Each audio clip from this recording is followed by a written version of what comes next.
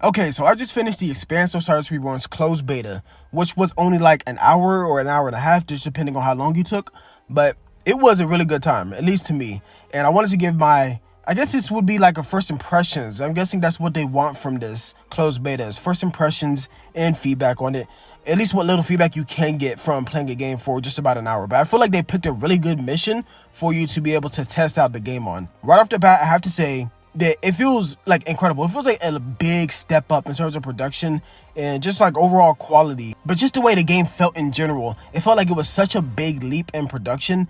And I wanted to go over like what I liked, the things I noticed, maybe some possible changes they can make. I mean, honestly, this stuff is just going to be like things I noticed. There's not really going to be any definitive things that was, I don't know, something that was wrong or something. I mean, there were a couple things that I did notice like immediately, like that needs a little bit of polishing. And again, this is a closed beta. Keep that in mind. All this is subject to change before launch.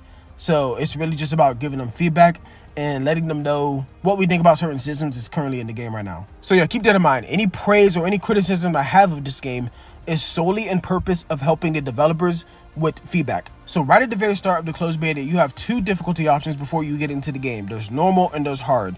I've tried them both once. I've tried normal once and hard once. There's not really that big of a difference. Overall, I mean, this is a third-person shooter.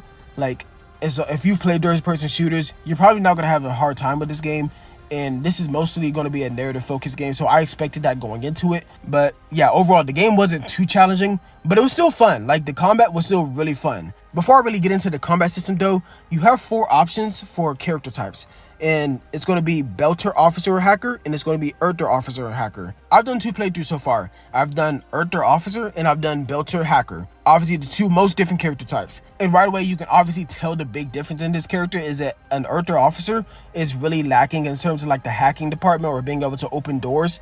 Whereas the Belter Hacker, I mean, it's a cakewalk for them. At least in comparison to the Earther Hacker. You still have to unlock certain doors with certain passcodes and stuff like that, but still, it's going to be a very different experience depending on what kind of character preset you choose. Now, in terms of the mission itself and how it feels, the first thing I noticed was when I was talking to NPCs or when I was talking to different characters, and the facial animation just looked off. It was either that or at times the characters were just very stiff. Like, some of the characters that you talk to they're almost robotic in a way. Like, they don't have really any emotional range. And like, even during the mission, the most expressive characters was really you and your twin Jay. So basically what the mission is, you and your twin brother steal an enemy ship called the Mat, and you take it off of Aero Station after the incident that happened there.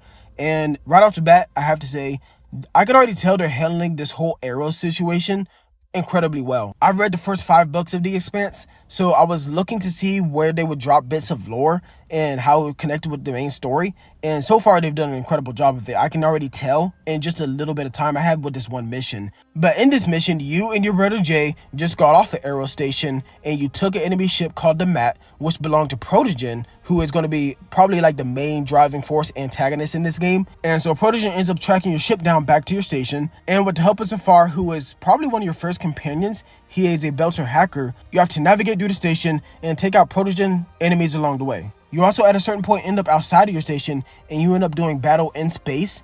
And this is something I really want to talk about, which is they've done this part extremely well. Like, after reading the books, I was like, how are they going to describe how it is to fight on like the outside of a ship, for example? And they handle this really well.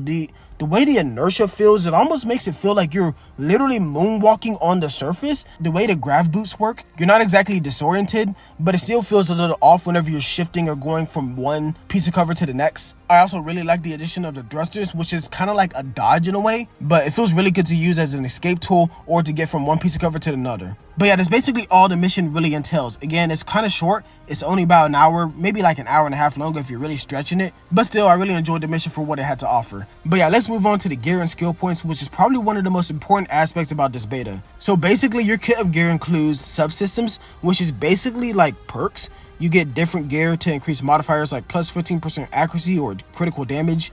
Then you also have gadgets that are, extra durables or usable equipment like frag grenades and scanners. Then obviously your weapons and body armor to round out your equipment. And something really important to note here is that all of your equipment and all your gear can be upgraded if you have enough materials, and you can increase the stats of things like critical damage and ammunition capacity at the game's workbench. So basically there's like materials in these random chests or these lockers or wherever you find them, and you had to gather these materials and then take it to your workbench and then upgrade, your gear, such as your armor or your helmet or your grenades and your scanners or your weapons. And my first impression of this is that, it's okay, it's good. This beta is too short to like criticize it on any level. Like, I only played basically like 2 hours of it because I played the game twice. But even if I played it 50 times, I'm still playing the same mission. I'm still upgrading the same exact stuff. Like, there's not enough here for me to like criticize anything. And honestly, I don't really like doing that anyways. Like, so far the upgrade system for your skills and your weapons, it feels good. Like, it feels okay. Gather materials, upgrade your stuff, get XP, stuff like that. It's very simple, it's very to the point, but I still think it's pretty good. And saying that though, I have one small little bit of criticism, which is that the HUD contrast settings are kind of off. Like, it was kind of difficult to tell what I was hovering over and like what things were highlighted, because the contrast of the HUD it looks a little weird. I'm pretty sure this is going to be a non-issue near launch, but I figured I'd bring it up anyways. But yeah, there you have it. There's the Expanse of Cyrus Reborn's closed beta. Again, it's not very long. It's only like an hour, but it was really fun. And if you play all 4 different character types, I'm pretty sure you can get a lot more out of it than just 1 hour. But yeah, on that note, what I think about the game is, first impressions is great. Honestly, the first impressions is that this is mainly a combat-focused closed beta. That's what it feels like to me. I expected the movement to be wonky. It wasn't. The movement was very tight. I was moving it back and forth and it was responsive. The shooting feels good. The shooting impact whenever you shoot with a sniper rifle, assault rifle, or SMG. Whenever you're throwing grenades and the impact of that, like, it feels really good. Again, like I said before, there's something in the combat that makes it much more easy, and it's your twin J. Like, whenever you use his special ability or whatever it is on the environment and he does this like special attack, it's overpowered. Honestly, he can literally take out the harder or more tankier enemies in just one shot, or with a cluster of grenades or whatever it is. I think he has a grenade launcher, maybe. Like, I can't really tell what the explosion is, but it basically removes the biggest threat from the combat. But still, again, like, that doesn't remove the fun. Like, the combat is still really fun regardless. And so yeah, overall, with what this beta was trying to accomplish, I feel like it did a pretty good job. The combat's really fun. The upgrade system is simple, but it's really good. The dialogue interactions with NPCs is really good outside of the facial animations. And yeah, overall, I enjoyed my time with the closed beta. Now, does it still need work? Absolutely. You can tell that this is a closed beta. You can tell it was unpolished, especially in terms of like the performance, but I already knew that coming into it, so that's not one of my points of criticism. But still, I really enjoyed this beta. I took away mostly positives and not a whole lot of negatives, so I'm gonna be honest. But yeah, anyways, that's it for me. I'll see you next time.